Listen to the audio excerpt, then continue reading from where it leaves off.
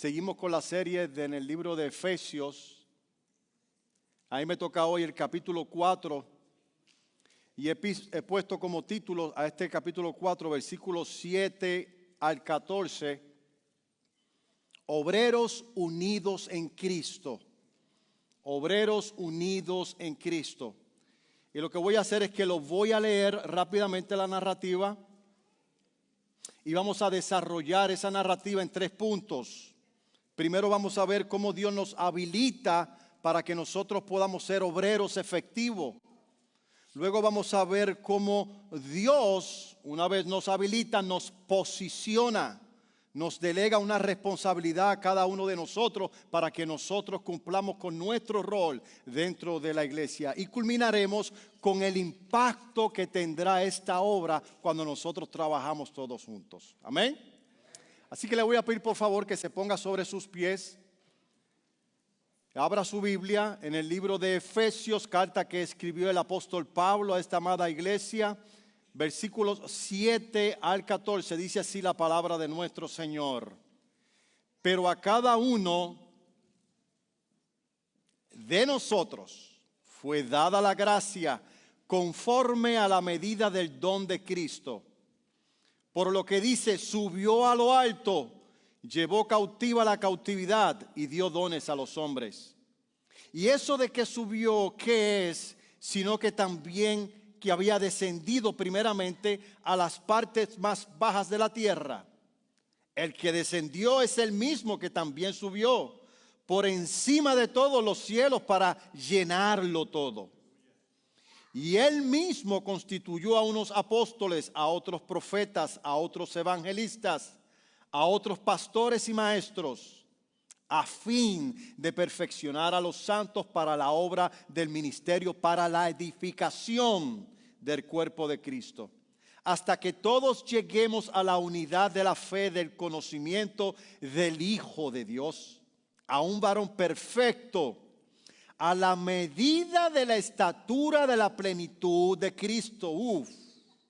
Y número 14, para que ya no seamos niños fluctuantes, llevados por doquiera de todo viento de doctrina, por estratagemas de hombre, que para engañar emplean con astucia las artimañas del error. Les voy a pedir que pongan atención a esta imagen que vamos a poner aquí. En esa imagen usted ve muchos edificios, pero hay uno en específico que es el más que llama la atención. Cuando usted mire esa ciudad, nuestras miradas son arrestadas a ver la imagen que sobresale sobre esa ciudad. Es un edificio que está situado en Arabia Saudita y se llama el Burj Khalifa. Es el edificio más alto del mundo. Una arquitectura arquitectónica increíble, impresionante. No importa desde qué ángulo usted lo vea en ese país, ese edificio no lo puedes obviar. En donde quiera que tú estés, en el norte, en el sur, en el oeste o en el oeste, tú verás esa estatua que está ahí, ese edificio que está ahí. Puedes sacar la imagen. Hermano, pero para que esa imagen, ese edificio, fuera lo que fuera hoy, detrás del telón se necesitó mucho esfuerzo. Para levantar una estatua, un edificio como este, se necesitó alrededor de 12,000 obreros. 12,000 empleados que trabajaron día y noche forzadamente para levantar esta estructura. 1.5 billones de dólares tuvieron que dar los propietarios para que pudiera levantarse esta obra. No es solamente la imagen lo que tiene valor, sino quién fue que la levantó. Todos tuvieron que trabajar coordinadamente.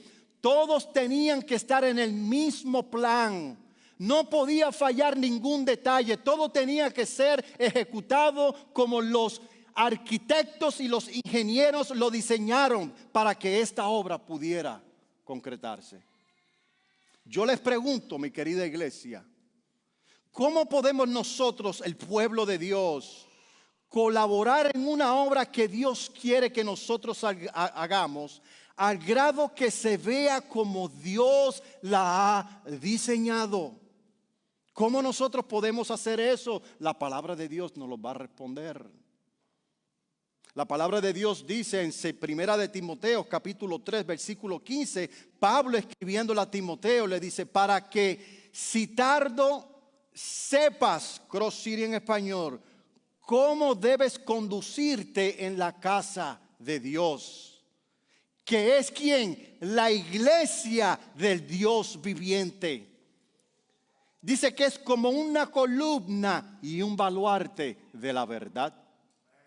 Esa es la obra que Dios quiere que usted y yo participemos para que nosotros hagamos esta estructura espiritualmente hablando. Para que no importa en qué parte del mundo tú estés, o los impíos, los inconversos que no conocen a Cristo, cuando vean esta estructura que la iglesia de Dios está levantando en la tierra. Nosotros estamos en este mundo, un mundo corrompido, donde la Biblia dice que el príncipe de este mundo es el dueño de este mundo. Dios nos ha establecido en medio de las tinieblas, pero nos ha dado su espíritu, nos ha dado su poder. La Biblia dice que las puertas del infierno jamás podrán prevalecer contra la iglesia de Cristo. Mientras la iglesia del Señor esté en la tierra, Dios nos dará la victoria. No importa en medio de cuánta tiniebla haya, Dios siempre nos va a dar la victoria, mis queridos hermanos. Y esa victoria, hermanos, es nosotros a la ofensiva. Las puertas del infierno no prevalecerán contra la iglesia de Cristo. Esto no quiere decir que nos vamos a ir en una esquina y a recibir los puños del enemigo. No, lo voy a resistir. No es de esa forma que lo está diciendo. Dice que nosotros vamos conquistando camino, abriendo, robándole el terreno al enemigo en su propia casa, en el nombre de nuestro Señor Jesucristo. Y esto me lleva a mí a mi primer punto para responder la pregunta que hice al principio. Para que nosotros podamos hacer esta estructura, para que nosotros podamos colaborar en esta obra, Dios primero tiene que habilitarnos a nosotros. Si usted pretende ser un ingeniero, usted tiene que ir a la universidad. Tiene que ir a la universidad, tiene que estudiar, tiene que hacer una práctica para que luego entonces usted pueda ejecutar ese trabajo. Usted no puede ir a una constructora con su maletín y bien vestido y yo soy el ingeniero Misael. No he estudiado ni papa de ingeniería, pero yo me siento ingeniero hoy. Yo quiero ser el ingeniero de esta construcción. No lo van a aceptar. Por lo tanto, Dios tiene que habilitarnos a nosotros para esta obra. Y ese es mi primer punto. Mira lo que dice el versículo 7. Pero a cada uno, subraya bien esa frase, pero a cada uno de nosotros. O sea, quiere decir que Dios nos dio herramientas a toda la iglesia. No hay nadie excluido en esta tarea. Sigue diciendo, para que a cada uno de nosotros fue dada la gracia, conforme a la medida del don de Cristo. Por lo cual dice, subiendo a lo alto, llevó cautiva la cautividad y dio dones a los hombres. Esto quiere decir, mis queridos hermanos, que a cada uno de nosotros Dios nos ha dado herramientas. Esto quiere decir que Dios ha dado algún don espiritual a todos los creyentes sin excluir a nadie para cumplir con el rol en la obra de Cristo. Y yo sé que en este contexto, cuando vayamos al versículo 11, hace mención de ciertos ministerios en particular que no todos participan en ese ministerio. Y posiblemente usted pueda leer esta parte de las Escrituras y puede decir, no, eso no es conmigo porque yo no soy pastor, mucho menos soy apóstol y mucho menos soy profeta, así que yo me voy a quedar en la banca, eso es para ustedes. No, yo les voy a probar a ustedes por la palabra de Dios que Dios usa todos los talentos que Él derrama para que la obra de Dios se lleve a cabo. Y los voy a invitar que vayamos al libro de Éxodo. Libro de Éxodo, capítulo 35. Y vamos a ver desde el 30 al 35. Mira lo que dice la palabra de Dios aquí. Y dijo Moisés a los hijos de Israel: mira, Jehová ha nombrado a Basalael, hijo de Uri, hijo de Ur, de la tribu de Judá. Y mira lo que ha hecho Dios. Y lo ha llenado del Espíritu de Dios, en sabiduría, en inteligencia, en ciencia y en todo tipo de arte, para proyectar diseños, para trabajar en oro, en plata, en bronce, en la talla de piedra, de gaste, en obra de madera, para trabajar en toda labor ingeniosa. Y ha puesto en su corazón el que pueda enseñar. Así él, como a Alohiab, hijo de Ahisamac, de la tribu de Dan, y los ha llenado de sabiduría de corazón para que hagan, imperativo, para que hagan toda obra de arte y de invención, y de bordado en azur, en púrpura, en carmesí, en lino fino, en telar, para que hagan conforme a la labor e inventen todo diseño. Usted ve cómo Dios da dones en particular a las personas para que estas personas puedan ejecutar lo que ya Dios previamente puso en ellos. Ustedes notaron que mientras yo leía este pasaje, la actividad era constantemente de Dios y que el hombre era en estado pasivo. El hombre ese es el que recibe. Dios no elige una persona porque está capacitada. No, tú estás capacitado porque ya Dios te eligió. Dios te elige y Dios te capacita. Si has sido llamado al ministerio pastoral, si has sido llamado a enseñar la palabra de Dios como maestro, si has sido llamado al diaconado, si has sido llamado a cualquier ministerio en la iglesia, es porque Dios te llamó y Él te capacita para que lo hagas. Y si nosotros veamos el capítulo 36, yo sé que no los tiene, mira lo que dice: así pues, Basalael y Alohib y todo hombre sabio de corazón, a quien Jehová dio sabiduría e inteligencia para saber qué hacer con toda la obra del servicio en el santuario, harán todas las cosas que ha mandado Jehová. Así que si Dios te dotó, manos a la obra. Manos a la obra, mis queridos hermanos. Aquí también en el versículo 7 habla de la medida del don de Dios. La medida del don de gracia que Dios nos ha dado es para beneficio de mi hermano. Dios no me dio un don a mí para llevarlo como una etiqueta. Yo soy pastor. No, yo soy pastor, pero los beneficiados son ustedes. No para englotonarme yo. No para tener un título, no para que nadie me diga pastor. No, han salido beneficiados la iglesia. Si usted tiene el don de maestro, enseña para que los otros aprendan. No para que tú vayas detrás de un pupitre o donde quiera que tú vayas a enseñar y digan: wow, que mucho sabe ese hombre, o que mucho sabe esa maestra. Tiene un conocimiento impresionante, pero ¿me está edificando a mí? ¿Está haciendo que yo verdaderamente crezca en lo que Él me está enseñando? Y así pasa sucesivamente con todos los dones que Dios ha depositado en nosotros. Dios lo da de acuerdo a la medida que Cristo ha diseñado. Por lo tanto, no quieras hacer un ministerio en el cual Dios no te ha llamado. Encuentra tu ministerio. Encuentra cuál es tu don y desarróllalo en esa área. Si Dios no te ha llamado a un ministerio en particular, no lo hagas porque está fuera de lugar y puedes ser un estorbo en la obra de Dios. La medida del don de gracia es para beneficio de mi hermano. Efesios capítulo 3, versículo 2 dice: si es que habéis oído de la administración de la gracia de Dios que me fue dada. Este es Pablo hablando, reconociendo que Dios es el que administra. Darnos a nosotros algo para vosotros, dice Pablo. O sea que Dios me da algo a mí para que yo entonces pueda ejecutarlo y otros sean beneficiados. Así que Dios es el que administra su gracia.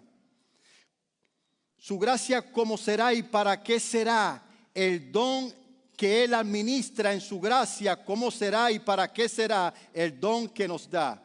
Mira el versículo 7 de ese mismo capítulo 3 que estamos leyendo, del cual fui hecho ministro por el don de la gracia de Dios, que me ha sido dada según la operación de su poder.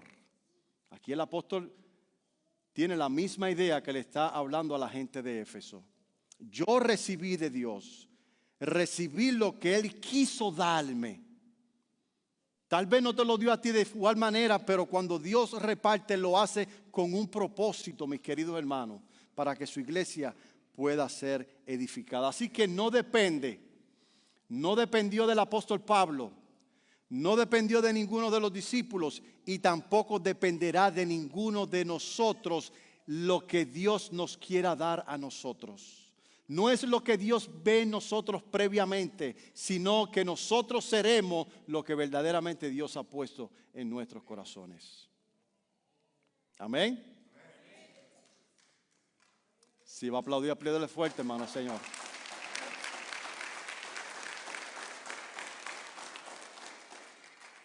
No olvidemos tampoco, mis queridos hermanos, lo que implicó para Cristo el que esto fuera posible para nosotros. No lo olvidemos. Mira el versículo 8 y 10, al 10, hermano. Y aquí cuando nosotros leamos esto nos va a revelar que Cristo, al hacer esta acción voluntaria, obtuvo toda autoridad y poder universal para hacer lo que está haciendo. Vamos al versículo 8 y 9 y 10. Dice: por lo que dice, subiendo a lo alto, llevó cautiva la cautividad y dio dones a los hombres. Y esto que subió, ¿qué es sino que también había descendido primero a las partes más bajas de la tierra? El que descendió es el mismo que también subió por encima de todos los cielos para llenarlo todo. Esta escritura Pablo la sacó del Salmo 68, 18. Mira lo que dice el Salmo 68, 18. Subiste a lo alto,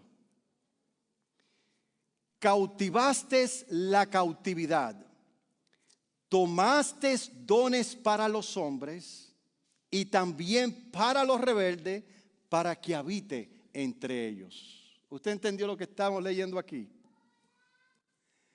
Cristo al morir, aquí lo que está hablando, Cristo cuando murió en la cruz, que murió físicamente, que lo llevaron a una tumba, su espíritu descendió al inframundo.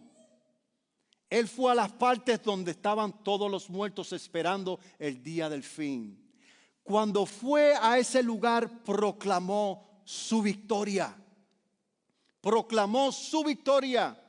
Y predicó a todos los espíritus encarcelados que estaban esperando el día glorioso del Mesías. Todos los que habían muerto en el diluvio, toda la gente que había muerto hasta la resurrección de Cristo, todos escucharon que el Hijo de Dios había venido y había muerto por los pecadores y que el paraíso se había abierto para que todos se pudieran salvar a través de él.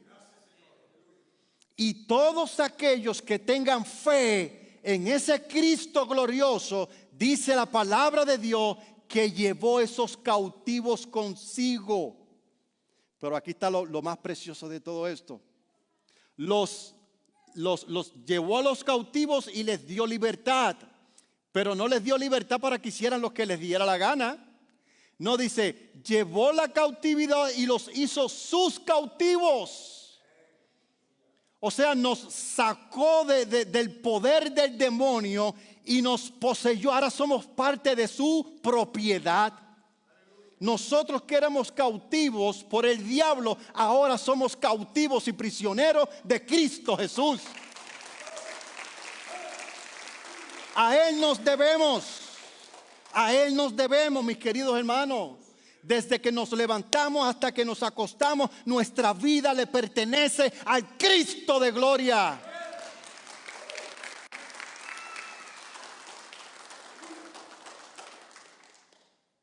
Así lo dice Primera de Pedro 3, 18 al 19, para que lo tenga como referencia. Llevó a los cautivos con él y nos hizo sus cautivos. Por eso el apóstol Pablo, si usted analiza sus cartas, él comienza, yo el apóstol Pablo, pero después más adelante, ya cuando estaba a punto de morir, decía, yo el prisionero y el esclavo de Cristo. Oh, pero qué bueno es ser prisionero y esclavo de ese Señor. Encadéname, Señor. Méteme en tu calabozo, Señor, y dame una condena eterna contigo, pero cautiva mi corazón. No hay mejor cosa que ser prisionero de Cristo Jesús. ¿Es usted prisionero de Cristo Jesús o todavía sigue en prisiones de oscuridad? Hoy es una buena oportunidad para que usted arregle esas cuentas con Cristo y se entregue voluntariamente. Cuando un criminal reconoce que está huyendo y reconoce su culpa y quiere ir libre y voluntariamente al tribunal y decir, Señor juez, yo vengo a entregarme voluntariamente porque yo soy malo. Yo cometí el crimen, ya no me busquen más, aquí estoy, métame en la cárcel. Eso es lo que Cristo está esperando de todos nosotros, que libre y voluntariamente vengamos a Él y nos entreguemos a Él. Oh Señor, bendito calabozo. También dice que resucitó y prometió un hogar para todos nosotros. Como dice Juan capítulo 14, 2 al 4 como referencia. Le dijo a sus apóstoles, yo me voy a ir, pero me voy para prepararle lugar a vosotros. En la casa de mi Padre muchas, no dice una, dice muchas moradas hay. Y si me fuere, regresaré y os tomaré a mí mismo, para que donde yo estoy, ustedes también estén conmigo. Ay, ay, ay. Yo no sé si usted puede elevar, aunque sea un poquito la imaginación. Hermano, estamos hablando del bendito Hijo de Dios, el Rey de todos los reyes. El lugar donde Él habita, hermano, será el lugar que jamás en la vida, es que nosotros no tenemos ni idea del esplendor, de la belleza, de lo poderoso que será ese lugar. Pero sobre todas las cosas, el poderoso Rey que estará viviendo en medio de ese lugar. Ahí estaremos nosotros con Él porque Él lo ha prometido. ¿Puede creerlo, iglesia? ¿Lo cree de todo corazón? Pues yo lo creo. Aunque la gente diga por ahí lo que quiera decir de mí, aunque me desacrediten, aunque me digan que yo no sirvo, la palabra ha decretado una verdad y es así, yo la creo. Porque son por los méritos de Cristo y no por los méritos míos. Alabado sea su nombre. Eso me lleva a mi segundo punto. En mi segundo punto ya vemos que Dios nos habilitó para esta obra. Ahora Dios nos posesiona para esta obra. Dios nos posesiona para esta obra. Mira lo que dice el capítulo 4, versículo 11 del pasaje que estamos tratando. Y Él mismo constituyó a unos apóstoles, a otros profetas, a otros evangelistas, a otros pastores y maestros. Ustedes saben cuál es mi línea teológica del ministerio apostólico y profeta. Yo le he dicho muchas veces desde este púlpito, Yo soy de los que creo que el ministerio de apóstol y el ministerio de profeta ya cesó. Ya cesó. Una vez que los apóstoles echaron el fundamento, porque esa era la labor a la cual Dios los encomendó a ellos. Ustedes son los peritos, ustedes son los que van a poner el fundamento. Cuando esos apóstoles y profetas, que significan los profetas, el Antiguo Testamento, los profetas del Antiguo Testamento, cuando esa fundación está echada, ya quedó establecido la base. Ya no se puede echar una base sobre otra base. Por lo tanto, cuando los apóstoles mueren, ya cesa el ministerio apostólico. Eso es lo que yo creo. Los apóstoles y profetas cesaron. Y ahora, de acuerdo a esta lista, quedarían solo 3 ministerios vigentes: evangelistas, pastores y maestros. Les pregunto, ¿en cuál de ellas está usted? ¿Será que solo habrá oportunidad de trabajo en estas plazas en el ámbito eclesiástico? Por supuesto que no. Por supuesto que no. Cuando dice que todos, que Dios estableció evangelista, nos está incluyendo a todos nosotros. Todos nosotros somos evangelistas. Todos, hermano. No, eso es Gigi Ávila, eso es Billy Graham. No. Y nosotros también. Nosotros también. Mira lo que dice la palabra de Dios. Primera de Pedro capítulo 2 versículo 9. Mas vosotros sois linaje escogido. Párenle ahí, le voy a hacer una pregunta. ¿De quién está hablando aquí? ¿Solamente de los apóstoles? ¿Quién es el linaje escogido? Todos nosotros. Qué bien, qué bien. Dice que también somos real sacerdocio. Dice que somos una nación santa, pueblo adquirido por Dios, para que anunciéis, ahí está el imperativo, para que anunciéis las virtudes de aquel que os llamó de las tinieblas a su luz admirable. Ahí está su ministerio. Ahí está el ministerio para toda la iglesia. También la palabra revela que existen otros tipos de ministerios de acuerdo al don que ha sido dado a la iglesia. Y para eso le voy a pedir por favor que vayamos al libro de Romanos, capítulo 12, y vamos a leer desde el 6 al 8, 12 del 6 al 8. Mira cómo dice: de manera que, teniendo diferentes dones según la gracia que nos es dada, aquí la misma forma, si el don de profecía, úsese conforme a la medida de fe, o si de servicio, en servir, o el que enseña en la enseñanza, el que exhorta en la exhortación, el que reparte, esto quiere decir la gente que tiene un corazón de benevolencia, le gusta dar de lo que Dios le ha dado. Hágalo con liberalidad. El que preside con solicitud, el que hace misericordia con alegría. Hermano, y si seguimos leyendo todo el capítulo, vemos que Dios ha dado dones a la iglesia para que la iglesia sea edificada. ¿Sabe usted cuál es su don?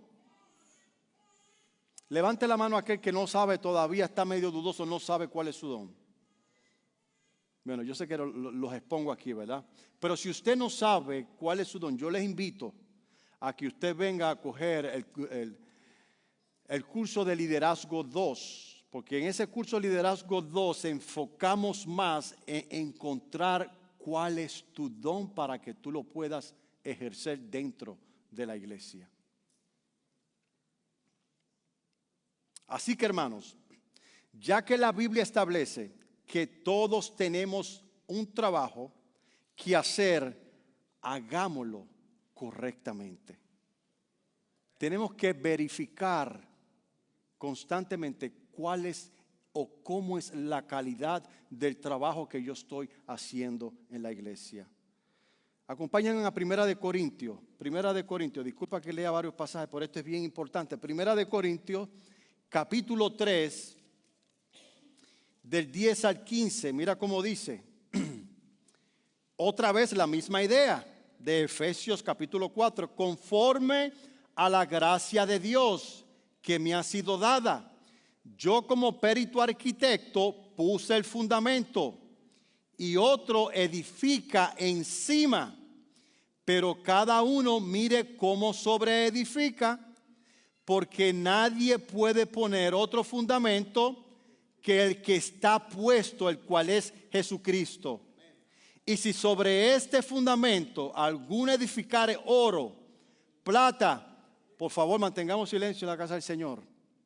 Y si sobre este fundamento alguno edificare oro, plata, piedras preciosas, madera, heno, hojarasca, la obra de cada uno se hará manifiesta, porque el día la declarará, pues por el fuego será revelada. Y las obras de cada uno, cual sea, el fuego la probará. Si permaneciere la obra de alguno que sobreedificó, recibirá recompensa. Si la obra de alguno se quemare, él sufrirá pérdida. Si bien él mismo será salvo, así como por fuego. Así que mis queridos hermanos, y aquí yo les animo a que preste atención y examine la calidad como usted está haciendo el trabajo en el Señor. También este punto nos ayuda a ver cómo echa por tierra la supuesta idea de que no hay que congregarse. De que porque Dios no habita en templos hechos de mano, como dice Hechos en el capítulo 17. No sé cuántos de ustedes han escuchado esa excusa. Yo no voy a la iglesia, yo no necesito ir a la iglesia, porque Dios no habita en templos hechos de manos. Aquí lo que hemos estado tratando, mis queridos hermanos, echa por tierra esa idea. Porque es un contexto, cuando nosotros leemos lo que está hablando Efesios, Pablo en el libro de Efesios, está hablando todas estas cosas dentro de un contexto congregacional. Es en el contexto congregacional donde nosotros tenemos que poner nuestro don a funcionar. Y como dice también Hebreos en el capítulo 10, dice, no os dejéis de congregar como muchos tienen por costumbre. O sea que es un mandamiento congregarnos. No podemos ejercer estos ministerios sentados en nuestra casa. No podemos aislarnos de la iglesia, porque así no va a funcionar tu don. Tu don es para que lo pongas en práctica dentro de la iglesia. Y esto me lleva a mi último y tercer punto, y ya con esto vamos culminando. Vemos que Dios nos habilitó, vimos también que Dios nos posicionó dándonos dones. Ahora, ¿cuál es el impacto de los obreros en la iglesia? ¿Cuál es el impacto que esto debe verse en la iglesia del Señor? Efesios capítulo 4, 12 al 14. Volvamos al pasaje. A fin, este es el propósito, de perfeccionar a los santos para la obra del ministerio, para la edificación del cuerpo de Cristo, hasta que todos lleguemos a la unidad de la fe. ¿Cuántos? Todos.